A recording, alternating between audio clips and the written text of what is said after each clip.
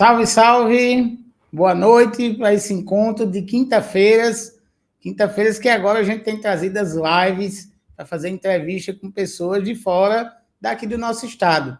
Pessoas que vêm contar acontecimentos, contar fatos e trazer um pouco de informação e clamar, às vezes, até por justiça.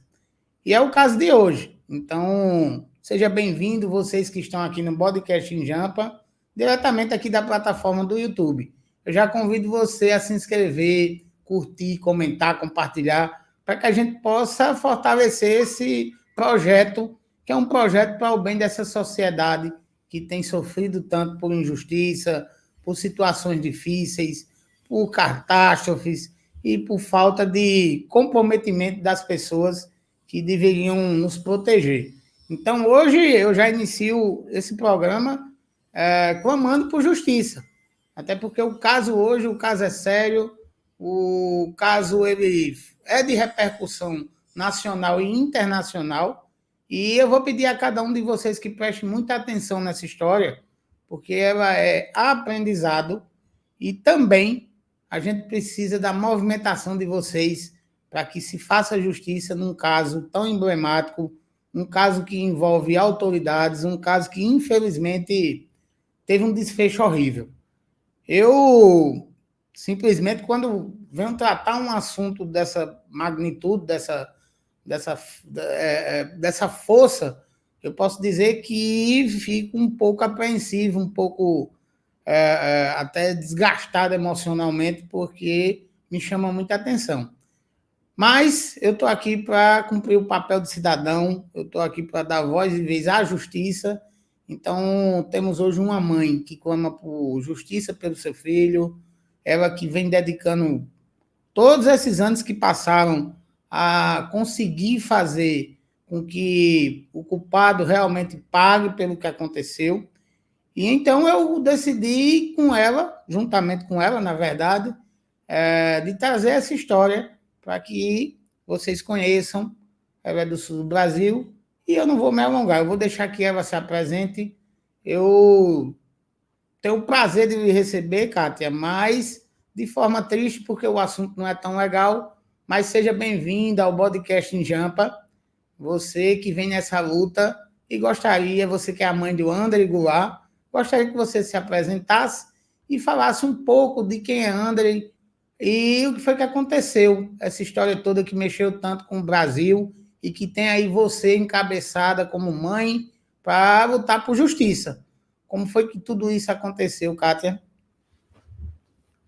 Boa noite, Júlio. Boa noite, demais pessoas. Eu sou a Kátia, aqui de Porto Alegre, sou mãe do Andrei, esse menino que no dia 30 de novembro de 2016 foi assassinado pelo meu próprio irmão, um tenente da Brigada Militar. E venho desde então travando essa luta por uma justiça, que o assassino do meu filho seja preso, seja punido. É uma luta dolorida, é uma luta sofrida, mas o bem maior eu perdi, que foi o Andrei. Então, mas nós vamos ter essa vitória, eu acredito que sim. Essa vitória não é só minha, é de todos que estão junto comigo, de uma maneira ou outra, contribuindo. Mas, infelizmente, nós não vamos ter nosso Andrei de volta. Mas para que outros Andreis não passem pelo que meu filho passou, para que outras Kátias não sofram o que eu sofro, eu luto nessa batalha diária desde 2016. Passei por muitas dificuldades, muitas barreiras, não barreiras normais. A barreira do luto é uma dor sofrida, e não é um privilégio só meu, infelizmente. Tem muitas mães que vivem essa luta, essa dor do luto. Mas uma luta no meio do luto, tem muitas mães também que passam por isso, e elas sabem, concordam comigo, é uma dor muito sofrida. Porque nós temos que guardar nosso luto em casa para ir à luta, para provar que nossos filhos foram assassinados. Provar que eles foram vítimas, talvez de uma sociedade, eu tenho que cuidar das palavras que eu uso aqui, porque o fato do meu irmão ser um tenente da Brigada Militar, eu acredito que isso fechou portas para mim, aliás, fecharam portas para mim e beneficiaram ele. porque na noite do dia 30 de novembro de 2016, quando o Andrei foi assassinado dentro da própria casa dele, ele estava deitado na cama de cima de um triliche, meu irmão na cama de baixo do triliche. Meu irmão disse que ouviu o barulho de uma bateria de celular estourando. Eu não sei, eu nunca ouvi bateria de celular estourando, mas o meu irmão, uma pessoa treinada, um policial militar desde sempre, ele entrou na Brigada Militar com 19 anos, se aposentou na Brigada Militar, ele não Kátia, conseguiu identificar o estupim da pistola, que era dele, né, que era a responsabilidade dele. Ele confundiu com a bateria de celular estourando. Então, eu acredito que isso, sim, beneficiou para que as portas se fechassem para nós. Mas, nessa luta, eu sempre digo, eu tenho uma força maior, que é de ser a mãe.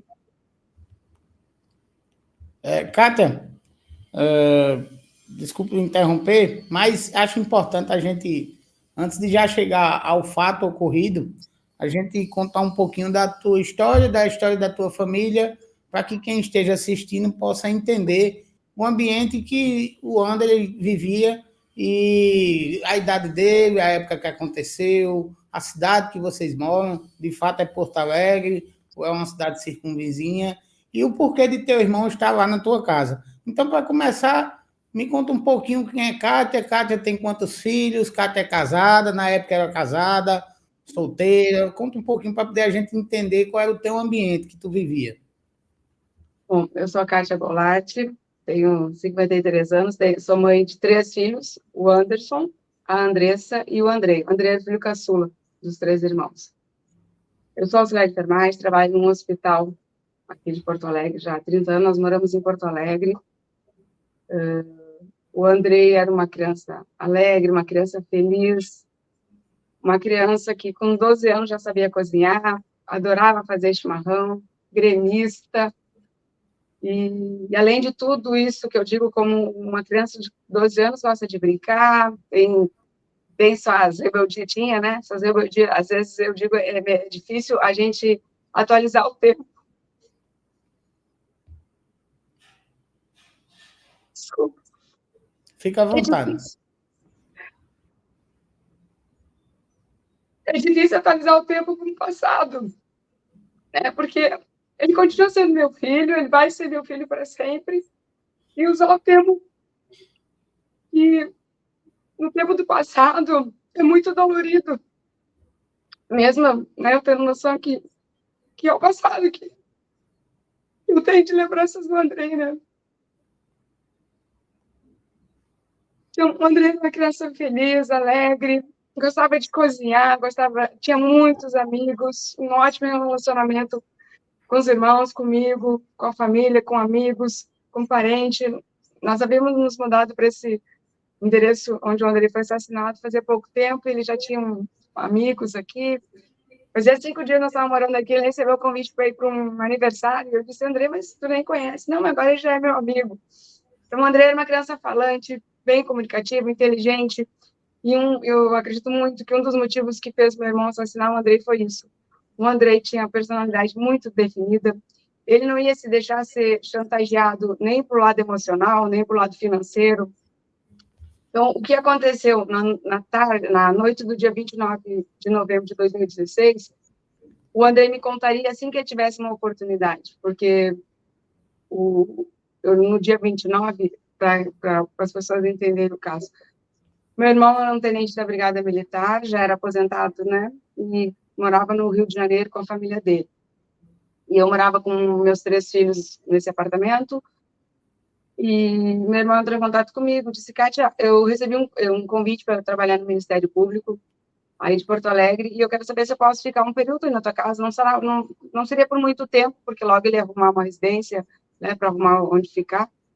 Eu não vi problema, porque até então nós éramos uma família unida, com respeito, eu e ele sempre tivemos um bom relacionamento, nós éramos amigos, e eu não trouxe um estranho para dentro de casa, eu trouxe o meu irmão com quem eu convivi, passei minha infância, minha adolescência. Eu tenho mais, nós somos entre 5 irmãos, né? É o meu irmão mais velho, o irmão bandido, como eu chamo, né? Um outro irmão, eu, e um outro irmão caçula. Eu sou a única filha mulher, mas sempre exigiu muito respeito, né? Nossa família, meus pais nos ensinaram muito. Então, meu irmão era também uma referência na brigada, uma referência na sociedade. Ele era padrinho não só do Andrei, como meus outros 2 filhos. Isso prova que realmente eu confiava nele. E então eu não vi problemas em trazer meu irmão. Ao contrário, eu havia trazido ele para uma casa onde eu Eu pensei, acho bom, que você até via ele como uma boa referência para os seus filhos. exato, era uma Até por ele ser referência. militar, o militar geralmente, como o título fala, deixou bem explicitado, a gente vê como herói, né? Então, infelizmente, você mesmo foi vítima também dele, porque ele dissimuladamente se é um lobo vestido em pele de cordeiro, podemos dizer assim. Que a partir Bem, do isso momento mesmo. que é uma pessoa de extrema confiança, como é um irmão, e você dá abrigo a ele, e ele se aproveitar desta situação para isso, pode-se fica claro já que, de fato, ele não é uma pessoa do bem. Mas eu queria já te fazer uma pergunta, Cátia, aproveitar Fique à vontade. e já te perguntar. Já tinha algum sinal, alguma coisa que ele dava, ou o André mesmo já tinha evidenciado alguma coisa que pudesse ter ocorrido, ou você tem certeza de fato que essa foi a primeira vez que ele fez, consumou, assediou e infelizmente chegou ao que chegou, porque o André já se mostra um menino de 12 anos que gosta de cozinhar, que gostava muito de esporte, pelo que eu vejo, um menino que interagia bastante com vocês e que era amado, porque a gente vê, percebe-se pelas fotos que vocês eram uma família que se parava muito amor. Então, eu realmente eu fico até assim, impactado de, pelo menos eu, que dá a entender que foi tudo na primeira vez, a queima-roupa. Você acha que foi a primeira roupa ou você acha já vinha sinais? Me fala um pouco para poder a gente entender isso também. Eu acredito muito que tenha sido naquela noite o que aconteceu, porque o Andrei me contaria, tivesse acontecido alguma coisa antes, o Andrei me contaria. Então, aconteceu naquela noite mesmo, naquele intervalo que eu tinha saído de casa, porque o Andrei era uma criança muito falante, muito comunicativa, e eu sempre tive um ótimo relacionamento com meus filhos, não só com o Andrei, com os outros 2, e meu irmão se deu conta, né, que o Andrei, se a primeira oportunidade que o Andrei tivesse de conversar comigo, ele contaria. Então, eu acredito muito realmente que aconteceu só naquela, foi uma única vez, e o meu irmão, sem ter escapatória, acabou matando o André. Então, no dia do ocorrido, você não estava em casa, ou você já estava em casa, tinha Eu já, saído, eu já já estava em estava, casa. eu estava em casa. Eu vou narrar mais ou menos um resumo aqui, o que aconteceu. O Andrei faleceu na madrugada do dia 29 ao dia 30, né? Então, dia 28 para 29 tinha acontecido a tragédia da Chapecoense, né? Então, nós estávamos todos comovidos, né? E na manhã do dia 29, da pós-tragédia da Chapecoense, o Andrei chegou da escola, que a nossa rotina era assim, ó, naquele período que aconteceu o assassinato do Andrei, eu estava de licença saúde, então é um período que eu estava bastante em casa, né? E eu tinha feito uma cirurgia de coluna, eu estava em casa. Então, no Andrei não tinha, o meu irmão não teve espaço para ficar a sós com o Andrei. E ele também, talvez, não tinha, não, ele perdeu como é que é a palavra? O que aconteceu foi naquele intervalo que eu saí de casa. Então, naquela manhã, o Andrei saiu mais cedo da escola, minha filha tinha ido para fazer um trabalho, meu irmão já estava no quartel trabalhando, no Ministério Público trabalhando, eu estava em casa sozinha. O Andrei chegou de manhã, mais ou menos às 9, 10 horas da manhã, a escola dele tinha sido mais cedo, e eu estava tomando chimarrão, ele chegou, tomou umas cuias, como a gente fala aqui no Sul, ele tomou um chimarrão comigo e disse, mãe, por que tu não está vendo o teu jornalzinho? Eu disse, filho, está muito triste o jornal hoje porque aconteceu a tragédia de Chapecoense e quando uma mãe sofre, filho, todas as mães sofrem juntos. E como eu digo, eu não imaginei que eu sofreria o que aquelas mães estavam sofrendo naquela manhã. Em menos de 24 horas, meu filho foi assassinado. Passamos o dia, eu e o André, aquele dia, eu e o André sozinhos, porque a Andressa tinha ido fazer um trabalho com uma coleguinha dela. A Andressa, ela e o Andrei tinham 4 anos de diferença, né? Eles eram muito próximos um do outro. E o meu filho estava dormindo, mas mais velho trabalha de noite, naquela noite ele estava de plantão, a noite que antecedeu o assassinato do Andrei.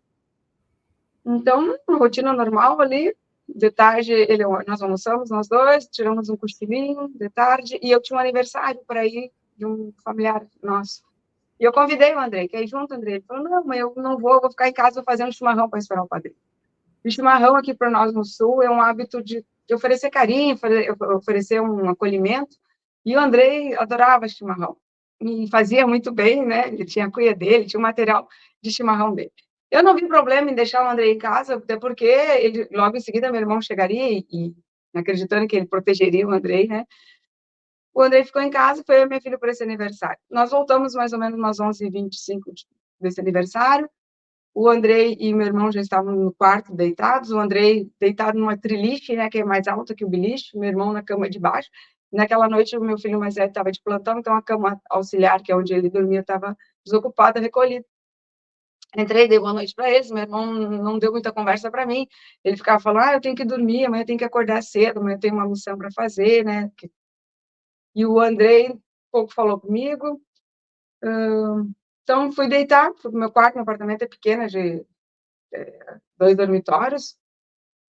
E aí, então, quando meu irmão veio aqui para casa, eu pensei, bom, eu acolho meu irmão, então eu deixo os gurias num quarto e eu e a minha filha ficamos no outro quarto. Tranquilo, né? Não sei, eu sou bem de família pobre, nós somos pobres. Então, é comum as famílias fazerem isso, né? Tu bota as gurias de um lado, os gurios do outro, e tá tudo bem. Se é família, tu não imagina que tá correndo risco, né? Tá, e aí fui deitar. E mais ou menos umas 2 horas da manhã, minha irmã entrou no quarto gritando, cara, tinha acontecido uma tragédia. Eu não sei, entendi o que estava acontecendo, porque eu não ouvi o barulho. E quando eu entrei no quarto, era uma cena terrível, que eu lembro todos os detalhes, e meu irmão, em 2 depoimentos dele, ele mistura a declaração dele. E o Andrei deitado na cama, assim, com um rasgo na cabeça, um furinho pequenininho na nuca, e um rasgo enorme na testa. Assim.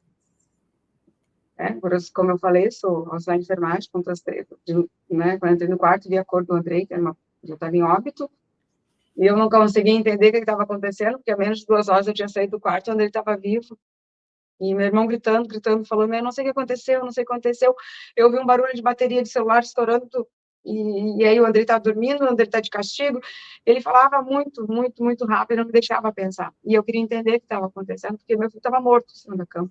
A única coisa, certeza que eu tinha era isso, eu não sabia o que estava acontecendo. E eu estou destapando o Andrei, né, tirando as cobertas, que o Andrei estava tapadinho, com o cobertor até aqui, ó. E aí estou destapando o Andrei. Eu subi na cama de baixo, assim, estou destapando o Andrei. Meu irmão grita, não mexe na cena do crime. Apesar de estar naquela turbulência de emoção, a palavra crime, naquele momento, parecia que não encaixava naquele cenário, porque para mim não era um crime, mas meu irmão sabia que era um crime. E eu destapo o Andrei e meu irmão grita, minha arma está aqui. E eu não lembrava que nós tínhamos essa arma é do meu irmão. A responsabilidade dele, né, que o Ministério Público cedeu a ele para trabalhar. E aí eu volto, olho, o Andrei está segurando o cano da pistola. E aí ele entrou em contato com a polícia, com a Brigada Militar, nisso chegaram os colegas dele do Ministério Público, chegou a Brigada Militar, chegou a Polícia Civil, em casa tinha muitas pessoas aqui, e meu irmão, para cada pessoa, depois, né, eu recebi a informação, cada pessoa que chegava aqui na minha casa para oferecer um carinho, um afeto, as pessoas, solidariedade, né, porque nós somos uma família que temos bastante amigos, o Andrei tinha bastante amigos também, e aí para cada um, é que entrou uma ligação aqui. Peraí. Desculpa, esse corte aí que entrou uma ligação. E aí para cada pessoa que chegava, meu irmão falava uma versão. Porque ele queria tontear as pessoas, né? Porque naquele momento ele já estava tentando se eximir da responsabilidade do crime que ele cometeu.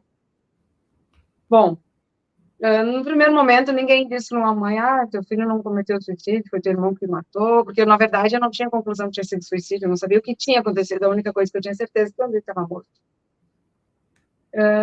Começou ali o meu irmão a se proteger de todas as maneiras, se bloquear. Porque o corpo do Andrei não tinha nem saído do apartamento, estava o Instituto de Perícia fazendo uma perícia, que, abrindo parênteses aqui, foi muito mal feito. Já me vem várias perguntas Fique à vontade. em relação a todo esse cenário, né? Já traz muita estranheza. Primeiro, esse já lado defensivo dele, de apontar que é uma cena de crime e não deixar você ver seu filho, e ele já entender que aquilo ali poderia gerar uma investigação. Ele é responsável pela arma dele, então ele deveria ter respondido por isso. Não sei se respondeu, mas mesmo que seu filho tivesse cometido um ato contra a própria vida, ele não poderia nunca ter acesso à arma do tio, porque o tio, se ele teve acesso, acredito eu que deixou com facilidade para que ele fosse e tivesse acesso a essa arma. Só para te esclarecer como teria que ser esse acesso à arma. Então, como eu te falei, era uma triliche alta, né? A cama de baixo e a auxiliar. Essa pistola ficava dentro de uma mochila na cabeceira do meu irmão, na cama de baixo, aqui colado na cabeceira. Então, o Andrei teria que descer da triliche, que triliche de madeira, ó, não sei se tu conhece, mas beliche de madeira tudo treme, né? Então, e faz o ar, né? E ela rosa, né? Porque fica batendo uma na outra. Isso, então, faz o barulho. É uma zoada natural. E por instinto, né? O meu irmão na cama de baixo, ele acordaria. Tá, o Andrei teria que descer da triliche, pegar a pistola e subir. O Andrei não conseguiria ainda, né? Porque passar pelo menor. O Andrei não conseguiria, esticando a mão, alcançar na mochila, porque o Andrei, além de ter o porte pequeno, ele era pequenininho, assim, para 12 anos, o Andrei não alcançaria com o braço dele lá de cima na triliche lá embaixo. Então, ali é só para te ver como existe essa falha. Então, a perícia foi, eu não sei se eu vou falar, porque eu acho que eu não sei, nessas alturas do campeonato, um processo. Porque o meu irmão está me processando por danos morais, mas essa parte ele quer dinheiro, ele não quer, ele diz que usa isso para me calar, que o processo que ele abriu contra mim é para me calar, mas ele quer dinheiro, não é? Eu tenho duas opções de processar, né? E o meio dele é para ganhar dinheiro. Mas a perícia foi tudo mal concluída, mal feita. Então, a própria delegada responsável no caso, ela diz que, em declaração para uma rádio nossa local aqui, que não foi feito o exame de conjunção carnal porque a família não pediu. Eu nem sabia que existia esse tipo de exame. Eu sou a mãe lutada, eu sou a mãe que estava tentando entender. Ela é uma profissional.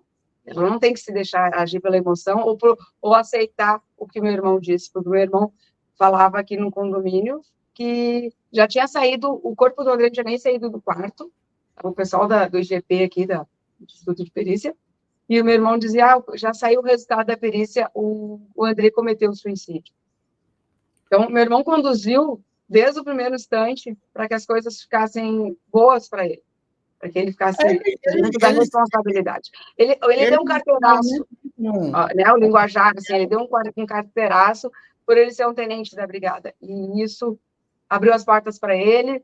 Tem várias partes do processo ali que eu prefiro até não comentar aqui para não correr o risco de receber mais processos, mas enfim, ou para comprometer, mas que ele foi muito favorecido a isso, troca de favores, não sei, mas que ele foi beneficiado pelo cargo dele, com certeza.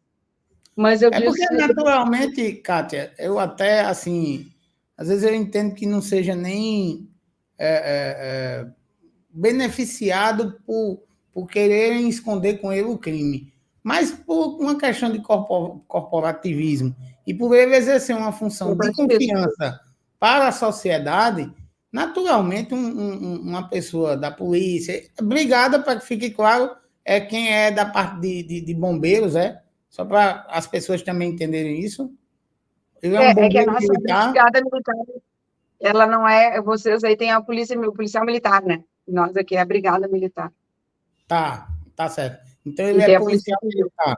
Então, geralmente, aqui, pelo menos na Paraíba e muita parte aqui do Nordeste, já existe uma confiabilidade natural por ele ser um oficial da polícia, né? Exato. Infelizmente, os amigos, os colegas, também acredito que não acreditavam que ele estaria envolvido. Mas é claro Sim. que a parte técnica, quando ela entra, ela consegue visualizar muitas coisas. Como E diz o ditado, né, Júlio? Não existe crime perfeito, né? Existe crime mal investigado. E foi isso que foi feito do André.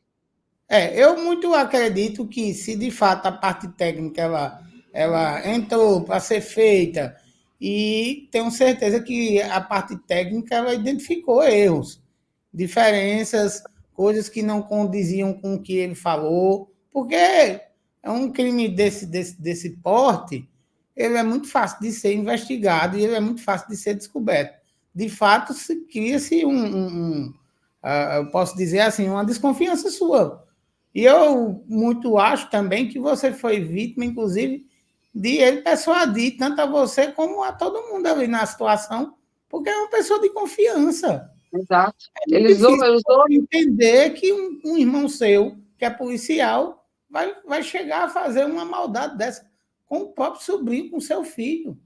Pois é, só que no dia mesmo, Júlio, na noite que aconteceu, na madrugada, né, do dia 30, dois policiais, tanto da Brigada Militar quanto da Polícia Civil, em momentos diferentes, em pessoas diferentes, ouviram a fala deles, foi que não tinha sido um suicídio, e aí a fala de eu quero ver esse tenente se justificar, provar que foi suicídio, porque não foi suicídio. Só que isso aí foram falas, e não foram materializadas. O advogado do caso, né, o doutor Marcos Barros, e essa palavra materializar, para mim, por muito tempo, me causava um desconforto muito grande, porque, né, às vezes eu conversava com o Marcos e eu dizia, Marcos, eu soube essa informação, Scott, nós vamos materializar as provas. Então essa palavra materializar, para mim, eu tenho um trauma de ouvir ela, porque nós tivemos que materializar as provas. E, graças a Deus, nós conseguimos materializar muitas provas.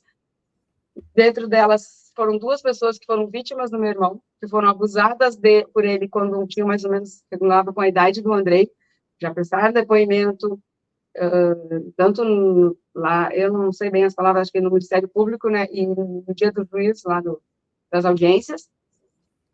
Então, ao mesmo tempo que eu tive uma negação por parte de órgãos que eu achei que não é que eu não queria que eles concordassem comigo, não era isso, mas que não dificultassem as coisas para nós. Nesse meio tempo também, nessa luta, eu tenho também a doutora Lucilena Calegari, que é a promotora do caso, e eu tenho um carinho, como eu digo, passa de lado profissional, Até para o pessoal entender o ocorrido é que seu irmão, ele na verdade foi inocentado, né? E infelizmente. Ele não foi inocentado, não existiu júri ainda, né? Não, É uma eu digo luta assim, as investigações correram para que seu para filho tentar tentou contra a inocentá-lo. própria vida e acreditava-se realmente nisso, porque inclusive a perícia atestou isso à época, né? E depois foi que você, pleiteando uma nova situação que você entendeu que não era, foi que você, através dessa promotora, que conseguiu reabrir o prazo, não é isso? Foi assim que Isso, aconteceu? foi, mais ou menos assim, deixa eu contar aqui. Vai mais ou menos assim. Porque no início, então, meu irmão conduzia para que tudo parecesse um suicídio, para que as pessoas acreditassem também, né? E eu mesmo acreditasse. No primeiro Uhum. momento, né, a gente tratou realmente como... Eu nem sabia que se era suicídio, se não tiro acidental, porque eu sabia só que eu tinha perdido o André, que eu não tinha mais o André. Então, conforme as coisas foram passando, as coisas foram mais clareando. Aí, na época, eu namorava o Luciano, que é uma pessoa que eu tenho muito carinho, muito a agradecer a ele, porque ele veio nessa luta junto comigo, como eu digo, ele abriu a horas com a família dele, com o filho dele, com o serviço dele, para estar comigo nessa luta. E eu digo, nós somos uma equipe, né? Trabalhamos em equipe. Claro que a pessoa que tem o objetivo maior sou eu, por ser a mãe do André. Ter o sentimento de mãe, o senso de não ter conseguido proteger o Andrei, e talvez essa busca constante é uma maneira que eu tenho de pedir perdão para o Andrei por não ter conseguido proteger ele, né? Então, eu digo, nós somos uma equipe e cada um tem uma parte importante nessa história, porque não existe super-herói onde uma criança morre, e ainda mais se essa criança é o meu filho. Nós somos lutadores, eu tenho mais meus outros dois filhos que também Eu incluo muito, porque eles abrem mão de estar comigo, de uma mãe, para poder cuidar o caso do Andrei. E uma das falas deles, esse tempo, me emocionou. Porque eles disseram assim, mãe, tu faz pelo Andrei porque ele não está aqui. E ele precisa de alguém que faça por ele, e essa pessoa é tu. Então, com essa fala deles, eu também consigo ver que eles têm um entendimento dessa minha necessidade de sair à luta nesses anos todos, né? Em novembro, agora, completa 7 anos dessa luta. Mudei um pouco o foco, mas eu queria deixar esse espaço aqui para contar, né, que nós somos essa equipe. Eu, o Luciano, a doutora Lucilene e o doutor Marcos Vinícius. Estamos nessa luta constante, assim, e eu me agarro a eles, e eu sempre tenho um retorno muito bom deles, e, né, principalmente do doutor Marcos e da doutora Lucilena. Além de profissionais, eu tenho um carinho e uma admiração deles, por eles como pessoa, né? Porque eles são profissionais extremamente competentes, mas eles são pessoas, são humanas e me acolhem, me entendem, porque é muito difícil lidar com uma mãe lutada. Uma mãe Então, tá. lutada que luta por justiça. E aí, ando lá, aí o que meu irmão conduziu que as coisas parecessem um suicídio, um tiro acidental, conforme a pessoa que se aproximava dele, ele largava essa fala dele. Tá, então, aconteceu ali, passou um mês de dezembro, eu, sem muito entender, né, não parei para pensar se tinha sido um suicídio, ou um tiro acidental, ou quanto menos um assassinato. Eu sabia que tinha perdido o Andrei. E aí, em janeiro, dia 2 de janeiro, eu e o Luciano estamos conversando, e o Luciano, porque o Luciano foi um dos que ouviu um dos policiais falar, quero ver esse tenente se justificar. Minha filha também, depois também falou, e outras pessoas também falaram que ouviram, tanto da Brigada Militar quanto da Polícia Civil, essa frase. O Luciano parou e me perguntou, Kátia, tu acredita que o Andrei tenha cometido suicídio? E eu sempre digo essa fala dele, essa pergunta dele, fez assim, ó, abriu um leque, abriu as cortinas, e eu olhei para o Luciano e falei, não foi o Andrei que cometeu suicídio, foi o meu irmão que matou o Andrei. E aí a gente se abraçou, choramos, e eu dizia, como é que eu vou conseguir provar que foi isso? Eu não desvalorizando a minha profissão, não me desvalorizando, mas eu sou uma auxiliar de enfermagem, meu irmão é um tenente da brigada, ele tem várias influências, né, nesse mundo da polícia, da brigada, da polícia. Só que eu sabia também que eu tenho um título muito grande, que é de ser mãe. Ser mãe pesa, ser mãe te dá força. Ser mãe e ser mãe do Andrei é o que me motiva todos os dias, ir em busca dessa justiça. E eu sempre digo, é justiça que eu quero. É só justiça. Eu não quero vingança, eu quero justiça. Eu não vou ter o Andrei de volta, eu não vou. Nós não vamos ter o Andrei de volta. Mas eu quero justiça. E aí, a partir dali, do dia 2 de janeiro, começamos a luta. O Luciano já havia contactado com algumas pessoas, outras pessoas também já estavam ajudando nessa luta, e seguimos, né, luta diária. Às vezes ele me ligava, Kátia, vamos lá no IGP ver se saiu as respostas da perícia. Era calor, era frio, nós ia. Chegava lá e dizia, a resposta vai ser amanhã, vai ser... Ontem estava fechado, porque eles tentavam nos bloquear de todas as maneiras, até que chegou uma época que o Palácio da Polícia, onde a gente ia, na delegacia de homicídio, eles não quiseram mais nos receber. Quem nos recebia era o delegado responsável pelos delegados, né? Não sei como é, pela regional, acho que fala. E até que uma dessas idas aí, numa das delegacias, um delegado olhou para mim e falou assim, ó, mãe, se fosse tu parava de investigar isso aí, porque daqui a pouco tu vai ser acusado de ter matado teu filho. E eu disse, não. Eu tenho certeza que eu não matei meu filho. A minha filha estava no quarto comigo, meu outro filho estava trabalhando. Quem morreu foi o Andrei. Só estava meu irmão e o Andrei no quarto. E eu vou provar que foi meu irmão. Como eu não sei, mas eu vou. O Andrei merece isso. E a polícia deve essa justificativa pela perícia mal feita. E aí foi essa luta travada, sabe? Eu sempre digo, o Andrei é símbolo de alegria, símbolo de felicidade, eu não instigo ódio, vingança, não. É a justiça que eu luto. E aí, em 2020, o meu irmão se tornou réu pelo assassinato do Andrei. Em 2021, se tornou réu pelo estupro. E agora, dia 26 de abril de 2024, saiu a sentença que vai ter júri popular.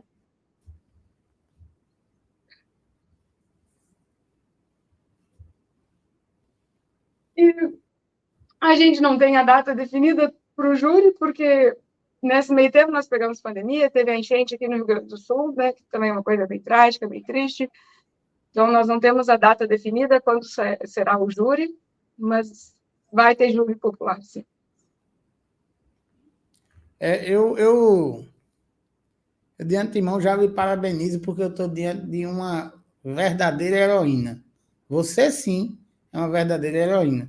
Ele que me É uma motiva. grande mulher que vai se surgindo diante de grandes catástrofes na vida particular e em conjunto.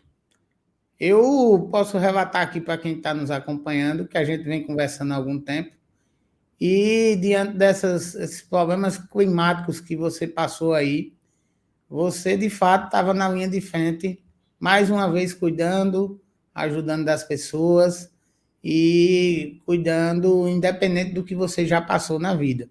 Isso não é suficiente e nem foi para mudar o seu caráter de uma pessoa boa. Então, Kátia, primeiro de tudo eu já preciso lhe dizer isso, que você não é culpada por nada, muito pelo contrário. Seu filho já era um rapaz de 12 anos que se virava sim, dava muito bem para ficar com o tio, mas o tio era um adulto e o tio ele estava de posse de uma arma de fogo. E se aproveitou disso, eu acredito, até para tentar obediar seu filho de alguma forma, e por não ter conseguido pelo caráter e até pela educação que você deu a ele, com certeza fez ele passar por essa situação difícil e vitimou ele. Isso fica claro. Não é difícil, não precisa ser um investigador para entender essa situação. O que me choca, de fato, e é o que a gente vai começar a debater um pouquinho, que eu acho importante para que a gente possa entender melhor e possa clamar, de fato, por justiça, é que, primeira coisa, é como é que um conjunto de ações dessa pode cegar tantas pessoas de chegar ao ponto de achar que vai enganar todo mundo. Essa é a primeira coisa. Porque ficou muito claro, explicitado. Vou fazer uma pergunta rápida. Naquele momento que estava sendo feito o levantamento na sua casa, eu sei que você estava muito movida pela emoção. E acredito que também encheu de gente, muita gente na sua casa, e você não pôde nem ter muito acesso a de fato o que estava acontecendo. Você já falou que ele ficava tentando enganar um ou outro que chegasse lá e tal. O comportamento dele sempre foi assim. É isso que a primeira coisa que eu quero lhe perguntar. Ele já se mostrava uma pessoa tendenciosa a esse tipo de comportamento, de conduta, porque muito me estranha, Kátia, uma pessoa que se dispõe a ajudar a sociedade se travestir de herói para ser um vilão dessa magnitude. E, assim, me causa uma indignação enorme. A gente sabe que tem gente ruim em todo lugar, mas é que custa até acreditar no tamanho da maldade de uma pessoa como ele. Então, eu queria que você, primeira pergunta, respondesse. Ele já dava sinais, alguém chegou e já acusou ele alguma outra vez? Você, como irmã, existia alguma coisa naquela época que você lembrava, que puxou na sua memória, de alguma coisa que aconteceu entre vocês irmãos? Porque eu acredito que um cara desse pode ter deixado sinais aí no meio do caminho, né? Não, eu te respondo assim. Não, ele nunca deixou. Porque que acontece? Ele era padrinho tanto dos meus 3 filhos, de outros sobrinhos também. Ele sempre foi a referência de irmão, tanto de irmão, no quartel, na brigada, na sociedade. Ele era. Eu tenho uma fala de uma das. Essa menina, essa é minha filhada e também era filhada dele. E ela disse assim que ela tem vergonha de ela ter tido ele como um herói. Ela dizia, eu queria ser que nem o Dindão, que ela chamava ele de Dindão. Então, ele sempre foi a referência, né? E aí, depois do que aconteceu o assassinato do Andrei, numa das matérias que eu estava fazendo para um canal, que são 2 jornalistas aqui de Porto Alegre também, que eu tenho um carinho enorme, que é o Vitor Rosa e o Lucas Abate, e eu pedi, por favor, se alguém tiver, foi vítima do meu irmão, porque é uma coisa tão grande, tão bárbara, que não poderia ser exatamente, não poderia ser só o Andrei a primeira vítima dele, talvez a primeira fatal, né? Mas que talvez outras pessoas também tivessem passado. E aí, numa dessas matérias, eu pedi, se alguém tivesse, que procurasse, sei lá, uma delegacia, promotor, alguém. E nisso foram que apareceram 2 pessoas que foram vítimas dele. Então, na verdade, ele sempre manteve um perfil do bem, e por trás ele é totalmente uma pessoa do mal. E aí, então, e comigo, né, como eu falei, nós somos 5 irmãos, eu sou a única menina, nunca existiu nada, sempre a respeito, né, meus pais sempre cobravam muito isso da gente, então não existiu. As coisas foram aparecer depois. Teve outros relatos que também vieram a mim, pessoas que disseram, Kátia, aconteceu isso e isso, mas eu não vou na delegacia, porque se ele matou o teu filho, o próprio afilhado, dentro da tua casa, o que ele não pode fazer comigo? E a pessoa está certa, eu não posso oferecer segurança para essa pessoa. Então, existiram mais relatos de outras pessoas que não se sentiram na confiança, na segurança de prestar depoimento. Então, aí entra naquela parte que o Dr. Marcos Vinícius dizia, que nós vamos materializar. Então, outras pessoas que falaram, informalmente, para mim, não pôde ser validada, né? Mas 2 pessoas, eu tenho um carinho enorme, agradeço muito, respeito, porque não deve ter sido fácil para essas 2 pessoas se expor, né, tanto no dia do depoimento lá na audiência, quanto no dia foram conversar na promotora, e mexe, né, acredito que tenha mexido com o lado emocional dessas 2 pessoas, mas elas foram brilhantes, que Deus proteja essa família, né, dessas 2 pessoas que foram lá, e um é um homem, hoje é um homem, a outra hoje é uma mulher também, na época elas tinham a regular com a idade do Andrei, e aí eu digo, né, felizmente eles não tiveram o fim do Andrei, para hoje eles poderem lá prestar esse depoimento e contribuir para provar o quanto o meu irmão foi cruel, quanto ele foi bandido, que ele realmente tinha sido ele que tinha matado o André. E foi muito dolorido eu ouvir o relato. Desculpa. Foi muito dolorido eu ouvir o relato do homem, do rapaz que foi vítima do meu irmão, porque era muito parecido com o que aconteceu com o Andrei. Infelizmente, o Andrei não teve o final, né? Foi assassinado. Então, todos esses depoimentos mexeram muito comigo, porque mesmo que a minha parte de luta sempre esteve à frente do meu luto, mas eu nunca deixei de ser a mãe do Andrei, eu nunca deixei de sofrer a perda dele. Só que em momentos assim, desculpa, esse meu choro aqui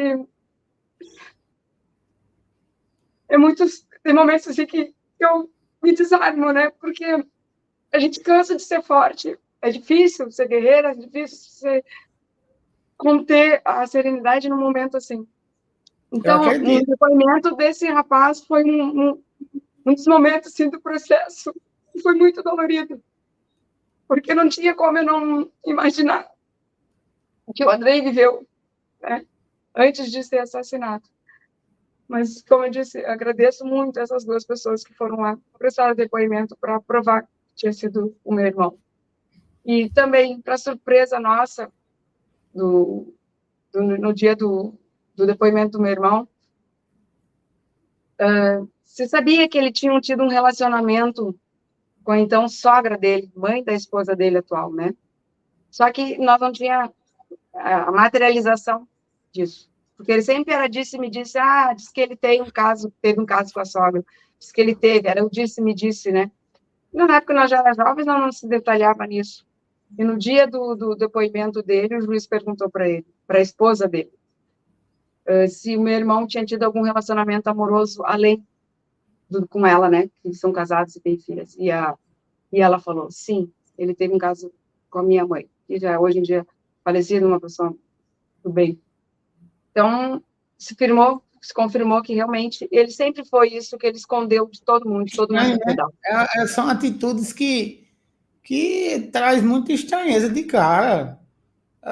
Você casado e se envolver com sua sogra, coisas assim que realmente saem do contexto normal. Ele se envolveu com a sogra quando a esposa era criança. Aí a esposa cresceu, ele casou com a enteada, e a sogra logo em seguida faleceu. E um detalhe também que que é bem importante eu falar aqui, que quando o Andrei faleceu, né, quando as pessoas falecem, eu fui uma pessoa que distribuí alguns pertences do Andrei para alguns colegas de aula, para alguns familiares, né, as pessoas queriam uma maneira de manter o Andrei, e aquelas lembranças, né, e o meu irmão pediu para ficar com as cuecas do Andrei. Ele ficou com todas as cuecas do Andrei de recordação. Só que Bizarro. naquele momento, Júlio, Bizarro eu não e me dava macabro. conta. Oi? Bizarro e macabro esse pedido. É, só que naquele momento, Júlio, eu não me dei conta. E tem muitas coisas que agora faz sentido para mim que naquela época não tinha, né? E eu me culpo, eu me puno por isso, mas por outro lado, é uma culpa que, mesmo que eu sei que não tenha, é uma culpa que a gente que é mãe, a gente que é mãe, a gente é pai, a gente sempre quer proteger nossos filhos, né? E eu, na minha inocência, eu vacilei. Então, ele pediu as cuecas do Andrei, eu dei as cuecas do Andrei para ele. E aí, com certeza, para ele, que ele foi o troféu que ele queria, né? Meu Deus. Não, é surpreendente a atitude, a frieza e a maldade que realmente ele não se viu ainda como satisfeito, não só Não, de abusar, de vitimar o menino, de fazer toda essa atrocidade que ele fez, mas é como você bem falou, foi bem cirúrgica. Tinha que ter o troféu. E ele conseguir isso dessa forma, eu, sinceramente, eu fico cada vez mais até abismado. Aonde está indo a capacidade do ser humano de fazer mal?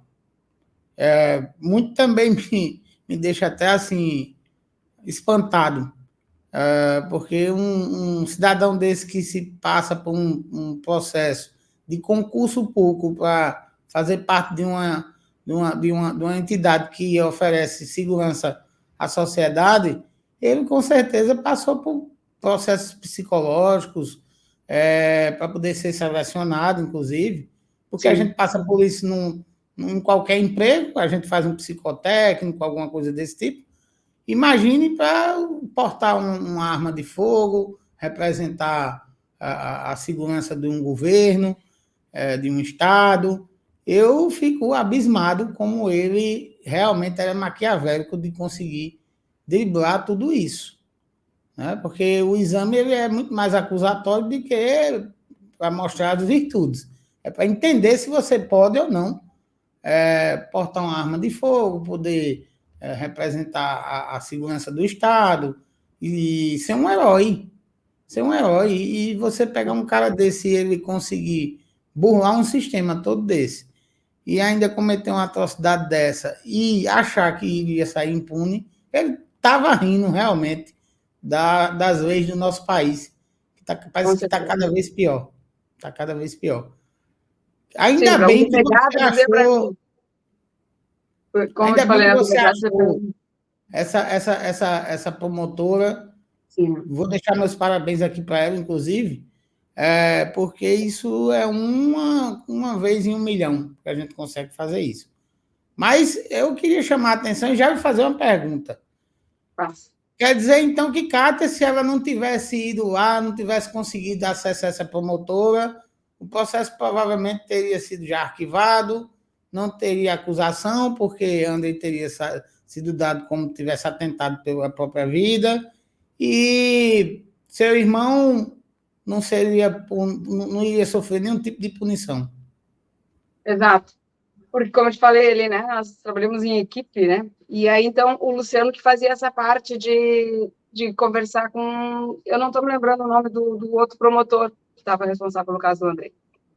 E aí, numa das conversas entre eles, ele disse para o Luciano que eu poderia ser acusada também de eu ter cometido assassinato do André. E aí o Luciano se ofereceu e começou a gritar, ele também fala alto como eu, e ele, né, o tom de voz também dele é alto. E aí ele começou a falar alto, e nisso a promotora estava passando, a doutora Lucilena Calegari, e ouviu aquela discussão entre eles, e intercedeu ali, conversou com eles e tal, e por destino, esse promotor ele entrou de férias, e os casos dele foram para a doutora Lucilena, e aí foi que ela pegou o caso do André. E aí, um dia o Luciano disse, Kátia, a doutora quer conversar contigo. E aí eu não sabia, Júlio, eu não sabia mesmo o que era um promotor, o que era um advogado de assistência, advogado de acusação, eu não sabia o que era quem nas histórias, né? E aí eu disse, não, mas o que ela... Porque eu já sabia dessa história que esse promotor tinha dito, né, que eu poderia ser acusada. Então eu pensei, eu vou lá, ela vai me xingar, vai dizer que eu sou Ai, meu acusada, Deus. sabe? Porque eu vi assim, ó, que eram muitos órgãos contra mim, não é contra mim, não é que eu não queria que as pessoas me abraçassem e dissessem, coitada, Kátia, estou contra ela, não, mas que não fizesse o que fizeram, botar barreira, sabe? Aí o Luciano falou, não, Kátia, a promotora é uma pessoa do bem, nós vamos lá, nós vamos conversar com ela, vai tirar suas conclusões, vamos lá, ela quer conversar contigo. E aí nós fomos, né? Chegamos lá, daí, quando ela contou um trecho do processo, eu vi que ela realmente tinha lido, que ela sabia a história do André, do processo, né?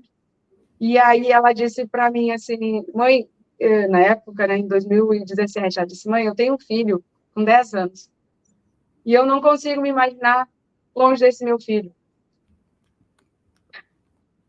E nós vamos provar que não foi teu filho que cometeu suicídio. Naquele dia, naquele momento, foi a única pessoa que eu vi que estava do meu lado, né? Tirando a minha família, o Luciano, o doutor Marcos, mas uma pessoa que era da lei, que estava concordando comigo, que estava dando apoio para mim, que estava vendo as coisas com um lado profissional, mas humano também. Então, aquela fala dela, eu tenho o som no meu ouvido até hoje. E aí ela disse, e nós vamos provar que não foi, que teu filho não cometeu suicídio, Kátia. E aí, nesses momentos, assim, eu via que era assim, tipo, eu tô indo e o imã tá indo buscando pessoas do bem, né? Então, eu tenho um irmão que foi bandido, que assassinou meu filho, mas, por outro lado, eu tenho uma legião de pessoas que estão do meu lado, pessoas que eu conheço, que eu vim a conhecer, pessoas que talvez eu acho que eu não vou conseguir conhecer para agradecer pessoalmente, pessoas de fora do país, pessoas daqui de Porto Alegre que eu conheci nessa minha andança, nessa minha luta. Como eu digo, essa vitória não vai ser só minha. Eu sou a pessoa mais interessada, não existe. Eu não aceito nem que uma pessoa queira competir comigo, porque eu sou a mãe do André. Eu quero isso aí. Mas junto comigo, tanto quanto eu, tem outras pessoas que estão nessa luta, pessoas próximas, pessoas não tão próximas, pessoas que não conheceram o André e dizem assim, eu amo teu filho, eu estou nessa luta. Para nós mães lutar, dessa fala tem um peso muito grande, muito grande. Porque teu filho ser acariciado por uma pessoa que não conheceu ele, uma pessoa que está junto contigo nessa luta. Então, eu sou muito grata a cada pessoa que faz isso aí. Então, e a doutora Lucilena é uma dessas pessoas que eu tenho um carinho enorme por ela. E aí, então, eu comecei a ver que eu comecei a ganhar aliados, né? E aí, cada vez me sentindo mais forte. Aí, nisso, né, como eu te falei, tem esses dois jornalistas, aí tem a imprensa, os canais de YouTube, agora também, eu me permito te incluir nessa lista de pessoas do bem, né? Como eu digo, não são pessoas que estão do meu lado, são pessoas do bem que lutam por justiça. E é uma justiça difícil de ter, como seria a palavra, de ver ela ser executada, né? Porque é muito mais fácil arquivar o caso e pronto, deu, acabou. Porque não são eles, não é o filho deles que foi assassinado, não é eles que deitam todas as noites e choram com a saudade do filho, que passa Natal, Ano Novo, aniversário, festas de colégio. A turma do Andrei, né, eles fizeram a formatura, porque daí o Andrei faleceu em 2016, 2018 a turma dele se formou no ensino médio. E eles, crianças, né, tiveram o trabalho, o carinho de fazer um quadro grande, assim, aqueles com autógrafos, e me convidaram para participar da solenidade de formatura deles. Eu achei um carinho enorme, e eu vi o quanto egoísta eu fui, que eu não me dei conta, assim, que aquelas crianças também sofreram a perda do Andrei naquele período, né? E sofrem até hoje mesmo. E quando eu encontro os coleguinhas dele aqui por perto, e eles me abraçam, e é tão gostoso receber o abraço deles, porque eu vejo eles uma continuação do Andrei estudante. E aí eles fizeram uma homenagem, me convidaram. Então, é uma luta que eu digo, não é... O Andrei, antes eu chamava ele de Deizinho, eu chamo ele, para mim, ele vai ser sempre o meu Deizinho. Só que como hoje em dia o Andrei, ele é muito mais conhecido por Andrei, e eu não fico com ciúmes, não é o orgulho saber que essa foto dele.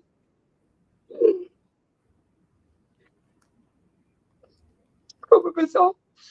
Então, é gostoso eu compartilhar o Andrei com as pessoas do bem. Né? E eu vejo as fotos do Andrei, eu me emociono. Eu lembro cada detalhe de cada foto dele. Essa foto aí foi o dia que ele cortou o cabelo, ele tinha o cabelo bem comprido. E ele cortou o cabelinho e nós vamos tirar essa foto. Tem essa e tem a outra que ele tá olhando para mim, aquele olhar. Desculpa. Aquele olhar me motiva todos os dias a seguir adiante, sabe? Muitas vezes eu tenho esse choro, talvez um pouco mais intenso, outras vezes mais intenso. Mas quando eu penso que quem sofreu, quem passou pela dor, quem perdeu a vida foi o Andrei, esse é meu sentimento que é tão pequeno. E eu penso, eu não posso ficar chorando. Eu tenho que ir à luta pelo Andrei. Quando vai ser essa conclusão, eu não sei ainda, não temos a data do júri. Mas eu devo isso ao Andrei, e eu acho que hoje em dia eu devo também para a sociedade, para que outros crimes não aconteçam como aconteceu com o Andrei. E esses tempos eu vi uma fala de uma mãe que mexeu muito comigo, né? E eu nunca pensei em desistir, nunca. Eu nunca acreditei, ou talvez eu não tivesse tanta certeza que ia chegar no que nós chegamos hoje. Mas eu nunca pensei em desistir, porque como eu sempre digo, o que eu tinha para perder de melhor eu perdi, que era o Andrei. Então eu ia na delegacia, eu ia aqui, eu ia ali. Então não era perdas, né? Porque a perda mais foi o Andrei. E uma mãe disse assim para mim, Kátia, não desiste, porque nós temos em ti a referência. Ela também teve uma filha que foi assassinada, e ela diz, nós mães, nós aprendemos a nossa dor. E aí realmente é verdade, sabe? A gente se fortalece quando a gente vê outras mães sofrendo como a gente sofre, né? Em janeiro, agora, eu participei do evento lá da Boate Kiss, um carinho enorme por todos lá da Boate Kiss que me acolheram. E a gente diz que bom que a gente se tem, nós mães lutadas, nós mães, quando eu digo mães, nós pais, nós familiares que perdemos filhos, não só pela morte natural, mas por tragédia, por assassinatos, por coisas que poderiam ter sido evitadas, né? O pessoal do Ninho do Urubu, particularmente. Então, a gente se fortalece com pessoas do nosso grupo que a gente se identifica, né? Então, meu carinho enorme por todas essas pessoas que estão comigo nessa luta. E talvez me faltam palavras para agradecer, mas todos os dias eu digo, eu não estou sozinha nessa luta, eu nunca me senti sozinha. Eu sou a pessoa que mais quer a justiça, porque eu sou a mãe do Andrei. Eu devo isso, Andrei. Sempre eu digo, eu devo isso, Andrei. Devo como uma missão como mãe e um pedido de perdão para o Andrei. Mas essa vitória não vai ser só minha, nunca foi só minha essa luta. Essa luta tem muita gente por trás. Eu não cito nomes para não cometer injustiça. Né? Os nomes que eu costumo citar são as pessoas que estão muito mais próximas de mim aqui, que, como eu disse, faz parte dessa equipe que a gente criou. Kátia, mais uma vez, eu acho que todos que conhecem a sua história e a história de Andrei e tudo que aconteceu, lhe isenta de qualquer culpa. Infelizmente, eu costumo dizer, até no caso que tivemos aqui na Paraíba e que ainda repercute bastante, que é o caso da menina Sofia, e posso dizer o mesmo ao de Andrei, é que ele, infelizmente, topou com quem é do mal. E isso não está nos planos da gente. Ainda mais quando a gente está lidando com uma pessoa que era de extrema confiança. Então, muito eu acho que você não precisa se culpar, não se culpe, porque a gente sabe que uma mãe, principalmente uma mãe como você, vê uma foto como essa, a gente vê como seu filho era bem cuidado, como seu filho era amado, como vocês eram lindos, e vir um lobo e vitimar uma criança inocente como essa, um cordeirinho, de fato, são os acasos que a vida às vezes nos impõe, mas que pode ter certeza lhe isenta de qualquer culpa, porque o mal foi ele, o mal está com ele.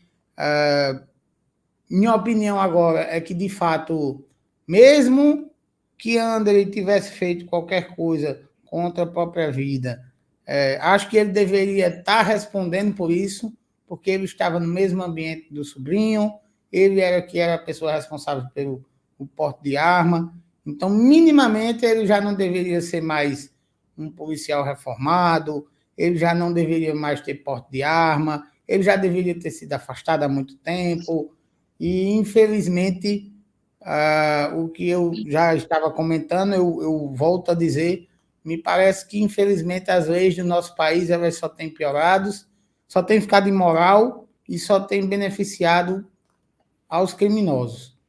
Eu não conheço o outro lado, também não quero conhecer, porque eu já vejo muitas verdades em suas palavras e me traz muita estranheza realmente nesse ambiente que você já tinha lido, eu já tinha lido, já tinha pesquisado, já tinha visto muitas coisas, até porque é um caso de repercussão nacional, mas chama atenção.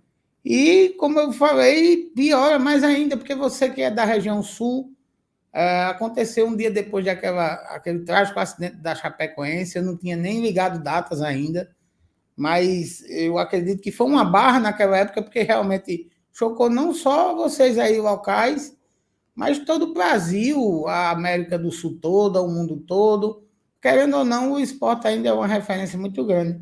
E eu sei que o Ander ele gostava muito de futebol, é torcedor gremista, já via todas as fotos dele, ele com você, que também é uma apaixonada. Então, assim, tenho certeza que vocês se chocaram, porque na hora do esporte não tem esse negócio de time, todo mundo sofre com uma tragédia desse tamanho. E é lamentável a gente ter que estar aqui ainda clamando e pedindo para que as autoridades façam justiça. Chegar ao ponto de, numa situação, uma ocasião, alguém enxergar e ouvir o que estava acontecendo para poder se voltar a investigação para o jeito que ela devia ter sido tratada desde o início. Então, fica já uma pergunta aí para a sociedade, uma pergunta para quem está lá no poder, porque o poder não está só no político, não. Ele está em quem está lá também representando essas entidades que estão ali para nos proteger. Como é que vai ficar? Como é que essa confiabilidade que a gente, quanto sociedade, vai ter junto à polícia, junto a essas pessoas que estavam ali para ser herói? Para ser herói. Eu não vou nem me perguntar, porque eu tenho certeza, eu já sei da resposta. Não tem como nem perguntar, Kátia, mas você tem algum relacionamento com ele? Você conversou com ele depois de que as coisas se esclareceram na sua cabeça? Eu tenho certeza que não, porque é impossível. É impossível. Eu acho que eu, sinceramente, eu não sei nem como eu olharia para uma pessoa que fez isso a um filho meu. Eu queria, Cátia, que você falasse um pouco, na verdade, de como é que está essa luta. Se essa luta está com força, para que caminho está se correndo agora essa questão processual, se você está tendo fácil acesso, como é que estão acontecendo as coisas? Bom, só completando ali mesmo que tu não perguntou, né, tu falou perfeitamente ali. Quando eu digo meu irmão, não é pelo vínculo familiar, pelo vínculo sanguíneo, não. É para poder identificar quem é a pessoa. Porque se eu me referir ao nome dele, ou usar outra expressão, eu não associo ele à morte do André, porque foi ele que matou o André. Então, quando eu digo meu irmão, não tem sentimento de irmão por ele. E eu, como eu digo, eu nunca mais falei com ele, né? Inclusive, ele está me processando por danos morais. E eu não quero falar com ele. Como eu digo, o sentimento, às vezes as pessoas perguntam, mas daí tu perdeu um irmão. Não, eu perdi um filho. Uma mãe, sentimento maior é de amor ao filho. Então, eu não tenho sentimento de traição, seja lá que sentimento for. A única coisa que passa na minha cabeça é que ele matou meu filho. Ele é meu irmão e matou meu filho. Não tem sentimento de qualquer outra reação. Então, eu não falei mais com ele, não quero falar. Eu não consigo nem me imaginar na frente dele, no dia da audiência, né? Eu vi ele no monitor, foi muito difícil para mim saber que aquela mão foi que matou meu filho. Então, eu não falo com ele. Né? Inclusive, hoje em dia, nós temos a medida, acho que é cautelar, que fala, né? Que ele não pode entrar em contato. Protetiva? Protetiva? Não, eu acho que não é protetiva, eu não sei, eu sei que ele não pode entrar em contato comigo. Comigo e com tem mais um grupo de pessoas aí que ele não pode entrar em contato. Então, claro que isso não me dá segurança, porque, mas, ao mesmo tempo, é uma lei, né? Mas a pessoa como ele, que não respeitou um afilhado, um sobrinho, não respeita a lei. Mas, enfim, eu tenho então não falo com ele. E agora, qual era a tua pergunta mesmo? Que pé anda as coisas. Aonde está caminhando? Para onde está caminhando esse processo? Ele está realmente agora tomando pé para que seja feita justiça, Você está sendo bem acompanhada, está tendo acesso? Como é que vai o caminhar do processo? Eu sempre tive muito bem assistida, né, com o Dr. Marcos Vinícius Barros, com a doutora Lucilena Calegari, sempre tiveram maior paciência comigo, porque, como eu te falo, às vezes eu entendo uma palavra, daí eu pergunto, Luciano, o que quer dizer isso? Porque são palavras novas para mim, e aí eu digo, apesar de eu estar lidando há 7 anos, quase 8 anos, são termos que eu não consigo dominar, e eu digo, a minha dificuldade maior é lidar com o meu luto. Eu tenho que aprender diariamente a lidar com o meu luto. Então, eu me desprendo de aprender essas palavras, né, de limpeza ali que falo. Então, resumindo, o que eu entendo na minha linguagem é que foi dia 26 de abril agora de 2024, ficou sentenciado, né, que é a palavra, e vai ter júri popular, nós não sabemos a data, né? E agora nós estamos aguardando essa definição aí. Aí não sei como é que vai ser, aonde vai ser, como é que se procede essa parte aí, porque nós estamos indo por etapas, né? Então, chegamos quase aqui na reta final. Reta final, acho que quando eu vi ele preso, eu acredito muito nisso, e veio nessa luta, né, para isso. E aí, conforme vai saindo, eu vou atualizando, né? Sim, sim. Uma outra pergunta. Você sofreu algum tipo de ameaça nesse caminhar? Eu acho que ele tentar, esse processo dele foi uma maneira de ele me calar. Bem no início lá, quando o Andrei faleceu, no início de dezembro, né? O Andrei faleceu no dia 30, início de dezembro nós ficamos no apartamento, nós tivemos que pintar o quarto onde aconteceu o assassinato, porque tinha sangue por todas as paredes, né? O quarto é branco. E o apartamento também teve bastante pessoas aqui em casa, teve que limpar e tal. Nós fomos para casa de uma outra amiga. Quando nós voltamos para cá, para o apartamento, ele voltou junto, porque até então nós não estava tendo essa clareza que tinha sido um assassinato. Tá? Nós estávamos lidando com a possibilidade do suicídio, talvez do tiro acidental, como já conversei contigo no início.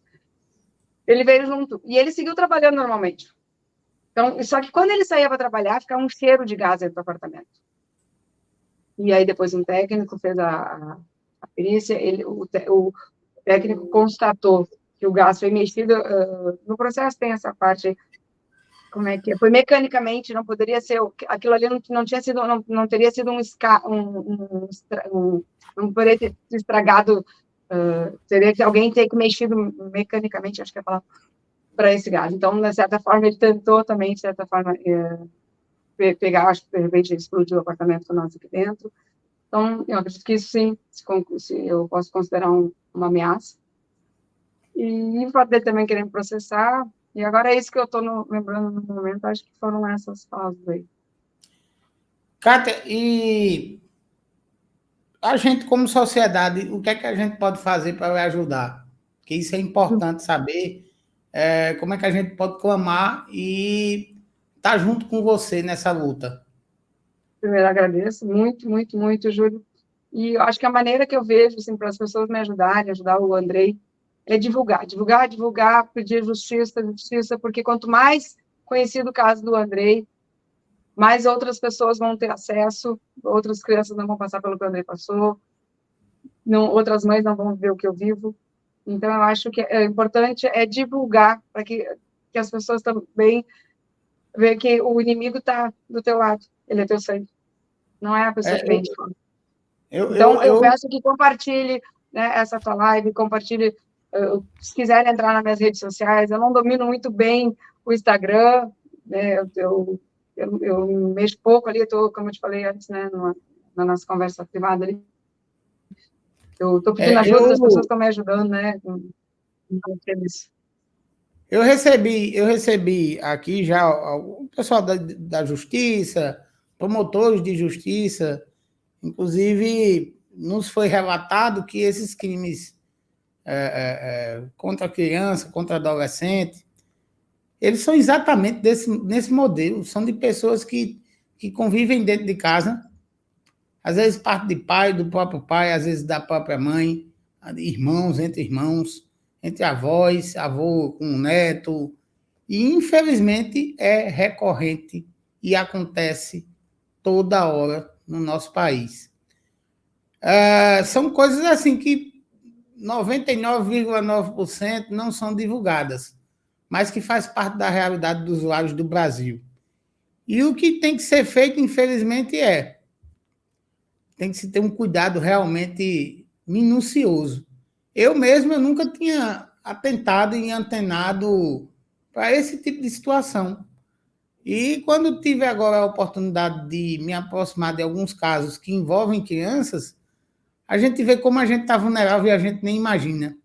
E é por isso que eu não me culpo, e é por isso que eu não me cobro, porque não tem como a gente entender que isso pode acontecer quando a gente tem um coração limpo, quando a gente tem um coração do bem. Quando a gente é do mal, não. Aí a gente já vê tudo com maldade, a gente já acha que tudo pode acontecer, a gente nunca fecha os olhos, a gente está sempre em alerta, porque a gente desconfia da gente mesmo.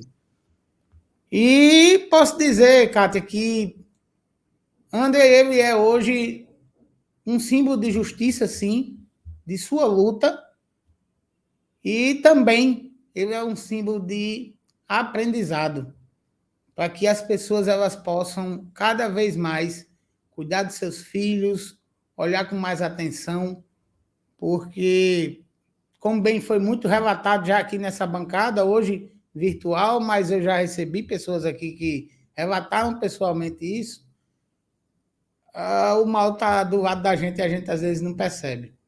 E aí, na oportunidade que se tem, é onde acontecem essas tragédias, essas coisas, e quando a gente vê, a gente está sofrendo uma situação como você está vivenciando hoje, eu acredito que essa dor ela não passa. Essa dor, ela não, esse luto ele é eterno.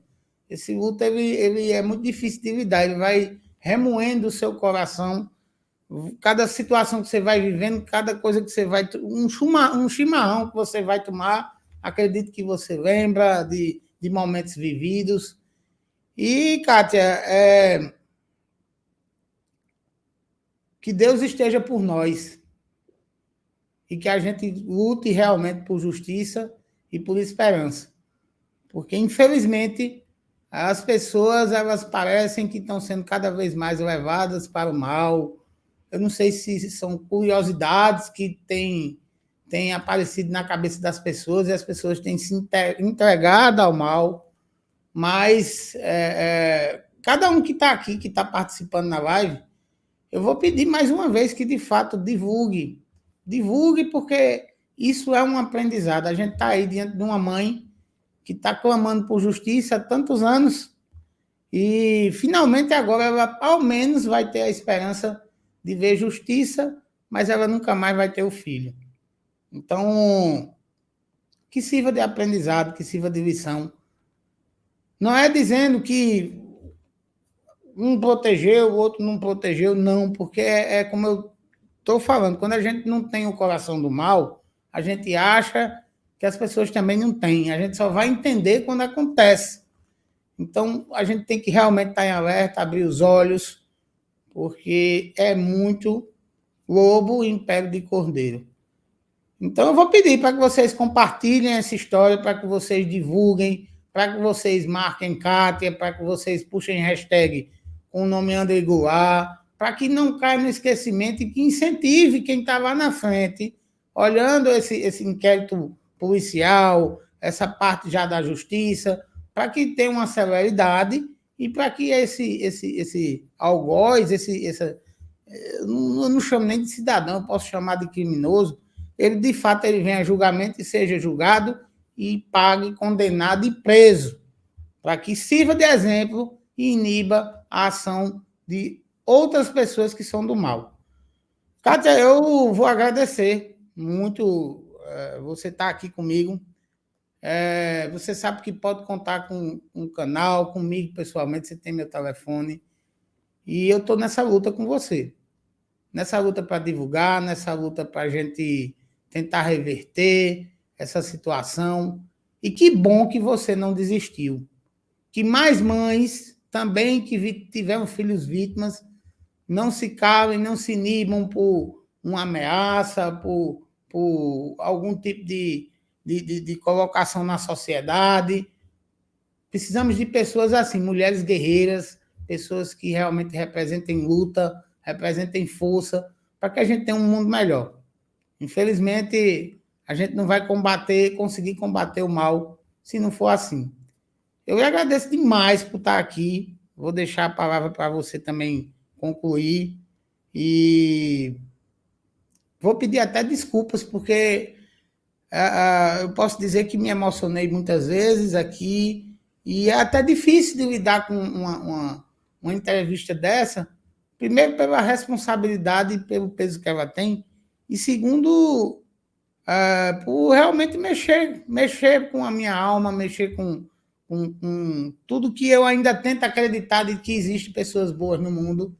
E a gente, quando vê uma situação dessa, eu pelo menos, eu me choco, me entristeço, e peço muito a Deus proteção para que possa nos guardar. Porque, infelizmente, todo dia temos mulheres vítimas, crianças vítimas, idosos vítimas, todas as pessoas que são abusadas, ou até homens mesmo, pessoas que são abusadas e que fica por isso mesmo e fica no esquecimento. Então, muito obrigado, viu, Kátia? E deixo a palavra com você para você se despedir aqui da audiência. E continue sim pedindo para compartilhar, para a gente falar. O canal está aberto aqui para a gente falar outras vezes. Quando vier novidades, eu quero que você volte, para que você conte a todo mundo que está aqui na live, que vai assistindo gravado, que já deixe também o seu comentário. Kátia também vai depois dar uma olhada nos comentários e vai responder. Então, fica à vontade, Kátia. Obrigada, Julia. As palavras me mexem comigo, mexem com o emocional. Desculpa alguns momentos de choro. Eu tento ter maior concentração, né? Não gosto de chorar em público, porque eu choro, daí eu perco o foco, né? O lado emocional acaba mexendo comigo. Então, mas só que por momentos é difícil, né? Quando aparece a foto do Andrei ali, eu sempre digo, aí é golpe baixo, né? Aí eu choro. Mas agradecer o teu carinho, o apoio do teu canal. Peço, né, compartilhe, divulguem, caso hashtag Andrei Goulart, não desistiremos. É uma luta que é minha, que é daqui de Porto Alegre, que é do Rio Grande do Sul, que é do Brasil. Não, a vitória será de todos nós.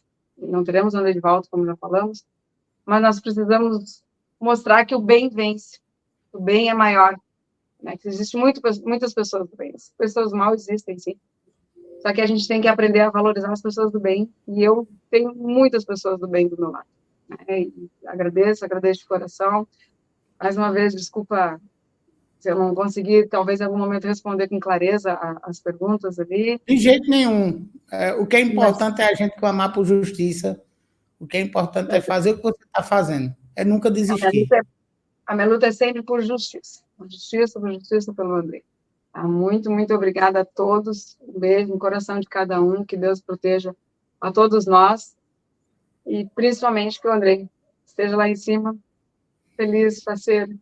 Ele era uma criança alegre, uma criança feliz. Gostava de brincar, gostava de cozinhar, gostava de fazer comida, jogar futebol, torcedor do Grêmio. Né? Um orgulho ser a mãe dele. E eu vou ser sempre a mãe do André, a mãe do meu beijinho. Beijo, obrigada a todos. Muito obrigado, Kátia. Eu vou te remover aqui do palco um pouquinho, vou me despedir da audiência, mas já vou deixar, inclusive, a foto de vocês aqui, a foto linda, porque realmente O cabelo. Emociona. Ele cortou o cabelo e ele adorava essa cuia dele, essa bomba dele. Eu tenho elas guardadas até hoje, né? Tá lá no meu quarto, que é um carinho que eu tenho por ela, diferente, um amuleto dele, né? Então, eu tenho algumas coisas dele, assim, que eu tenho um carinho enorme. Claro, carinho, quando eu digo, passa de amor, né? Não tem como não ser um amor. Mas essa cuia, ele fazia um chimarrão, Júlio, vou falar bem rapidinho aqui para ti depois não te atrapalhar. Ele fazia o chimarrão e dizia assim, ó, e eu dizia, mas tá bom o chimarrão aí, filho. Ele disse, quem é cuia de quem é bom. Eu tenho o Santo Antônio aqui, ó. Ele era devoto de Santo Antônio. E aí ele dizia, mãe, o Antônio. Então eu tenho muitas coisas, assim, o Andrei é uma criança especial, né? Especial quando eu digo que eu não notei isso agora, é muito fácil depois que ir embora. Não, mas o Andrei sempre foi uma criança diferente. E o mais importante é que eu tive o privilégio de ser a mãe dele. Então, obrigada, Júlio. Desculpa algumas atrapalhadas aí, eu me emociono aí. Mas, então, te agradeço de coração. Que Deus te proteja a família, muita luz para pessoas do bem como tu. Eu que agradeço, querida. Muito obrigado. Eu vou me despedir aqui da minha audiência, mas conto com você aqui para outros debates, para falar de André, falar de outras coisas também, inclusive da sua experiência que você teve agora em relação à enchente, a estar na linha de frente, ajudando as pessoas. Quero falar sobre isso também.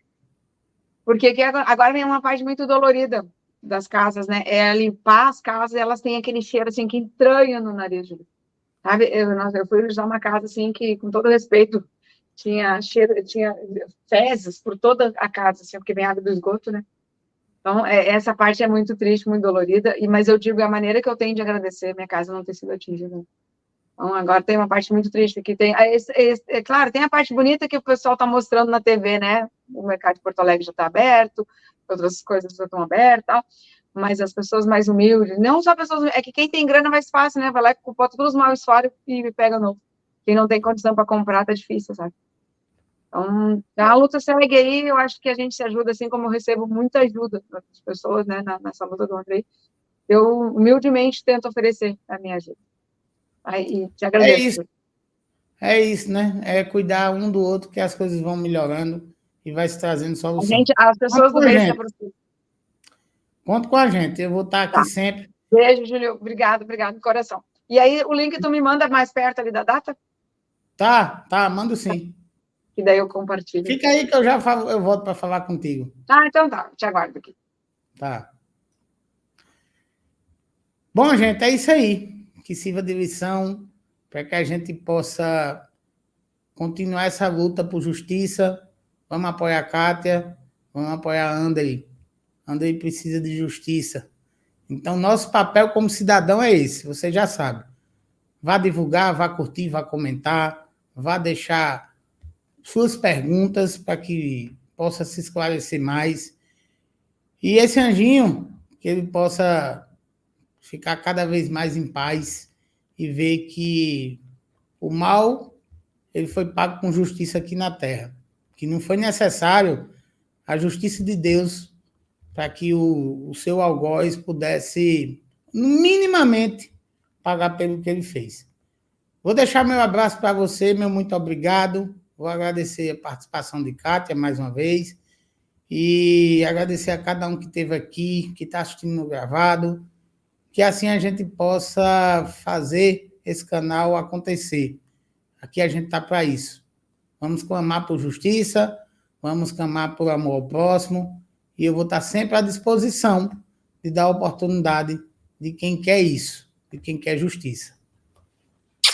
Beijo grande. Hoje não foi uma boa história para ser compartilhada, mas é uma história necessária, é uma história que faz parte desse canal. E Kátia, que já faz parte dessa família, seja sempre bem-vinda. Um abraço grande. Terça-feira, às 20 horas, eu estou de volta e estou aguardando você para que a gente possa ter essa interatividade. Cheiro grande!